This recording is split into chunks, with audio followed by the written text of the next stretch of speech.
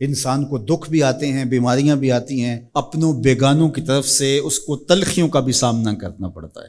تو اس موقع پر آپ کی زبان کوئی ایسا جملہ نہ کہے جو اللہ کی ناراضگی کا سبب ہو۔ غم تو پہنچتا ہے اور غم سے انسان متاثر بھی ہوتا ہے، یہ تو نہیں ہے کہ ایک تکلیف پہنچے۔ غالب نے کہا تھا روئیں گے ہم ہزار بار کوئی ہمیں ستائے کیوں۔ تو جب سینے میں دل ہے تو کوئی دکھ دے گا تو دکھی ہوگا، دل بے چین ہوگا۔ تو فرمایا کہ جب تکلیف پہنچے تو مدد کس سے طلب کرو؟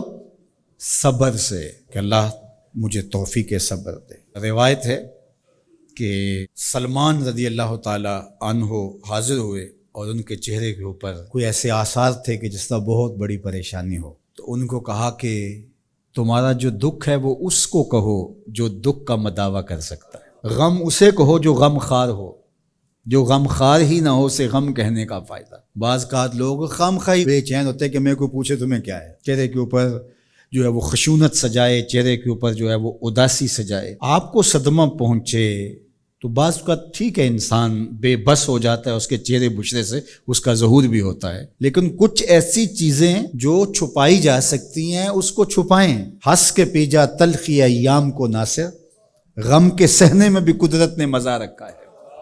غم برداشت کریں، اندر اتار لیں اس کو، اس کا اجر رکھا گیا ہے، اس کا صلہ بتایا گیا ہے۔ تو ہر چھوٹی چھوٹی بات کو لوگوں سے شیئر کرنا یہ نہیں، ٹھیک ہے کبھی آپ کوئی ایسی بات ہو آپ کر بھی سکتے ہیں، لیکن ہر وقت جو ہے وہ اکتائے ہوئے رہنا اور میں پریشان ہوں، میں پریشان ہوں، میں دکھی ہوں، میں دکھی ہوں، تو کیا وہ دکھ ختم ہو جائے گا؟ لوگ مہندی سجائیں گے تیرے لہو سے، لوگ مہندی سجائیں گے تیرے لہو سے، زخم دل کے نہ دکھاؤ کسی کو۔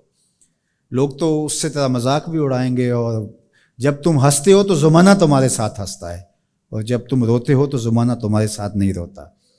اس لیے یہ آنسو بڑے قیمتی ہیں، وہی بہاؤ جہاں شان کریمی موتی سمجھ کے چن لے۔ یوں ضائع نہ کرو، یوں ان کو برباد نہ کرو، لوگوں کے سامنے رسوا نہ کرو اپنے آپ کو۔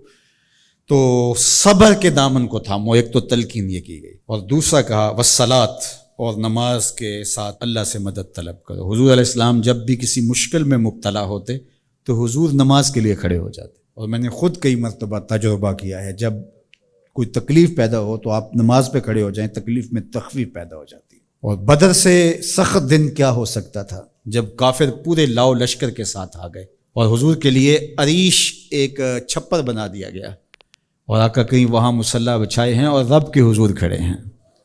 مشکل کے وقت جب کوئی سبب نہ رہے تو اس کے حضور آ جاؤ، وہ تمہاری ضرورتوں کا کفیل ہے۔ وَإِنَّهَا لَكَبِيرَةٌ إِلَّا عَلَى الْخَاشِعِينَ، اور یہ بہت بھاری ہے نماز پڑھنا اور صبر کرنا، لیکن جو اللہ کا خوف سینے میں پالنے والے لوگ ہیں، رکھنے والے لوگ ہیں، ان کے لیے مشکل نہیں ہے۔ بچے کو صبح اٹھائیں آپ نماز کے لیے تو وہ اٹھتا ہی نہیں ہے، بار بار کہہ کے اس کو اٹھانا پڑتا ہے، اور اس نے سوات کی سیر کے لیے جانا ہو اور دوستوں کو ٹائم دیا ہو، تہجد کے وقت ہی تیار ہو کے بیٹھ جاتا ہے۔ اس کا مطلب ہے کہ اس کو نماز کا شوق نہیں ہے، اس کا شوق تھا، جس کا شوق تھا اس کے لیے اٹھنا بھاری نہ ہوا۔ میرے والد گرامی سے کسی نے کہا جی جاگ نہیں آتی، تو فرمانے لگے صبح منڈی جانا ہو تو جاگ آ جاتی ہے، کچہریوں میں تاریخ ہو تو یاد آ جاتی ہے۔ منڈی جانا یہ تمہاری بدنی ضرورت ہے بچوں کے پالنے کے لیے، اپنی ضرورت کے لیے۔ کچہریوں میں جانا خوف ہے، نہ گیا تو میرے خلاف فیصلہ ہو سکتا ہے، تو تمہیں نہ امید ہے اللہ سے اور نہ اس کا خوف ہے، تو پھر کیسے جاگ آئے؟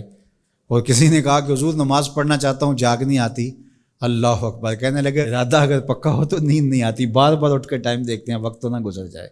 اللہ اکبر۔ تو فرمایا یہ بھاری ہے لیکن خاشعین کے لیے بھاری نہیں ہے، خشیت خدا سینے میں نہیں ہے، اللہ کا خوف سینے میں نہیں ہے، تو واقعی صبح کا اٹھنا بہت زیادہ بھاری ہے، بہت زیادہ مشکل ہے، لیکن جو خشیت والے ہیں ان کے لیے مشکل نہیں ہے۔ یہ مان لیا کہ صبح کا اٹھنا، سحری کا اٹھنا نفس پہ شاک ہے، لیکن اگر کسی کی زندگی کی لذت اس میں رکھ دی گئی ہو، اللہ اکبر، تو پھر اس کے لیے مشکل تو نہیں ہوگا۔ راہ خدا میں تکلیف اٹھانا مشکل صحیح، لیکن زندگی کا سرور اس میں رکھ دیا گیا ہو۔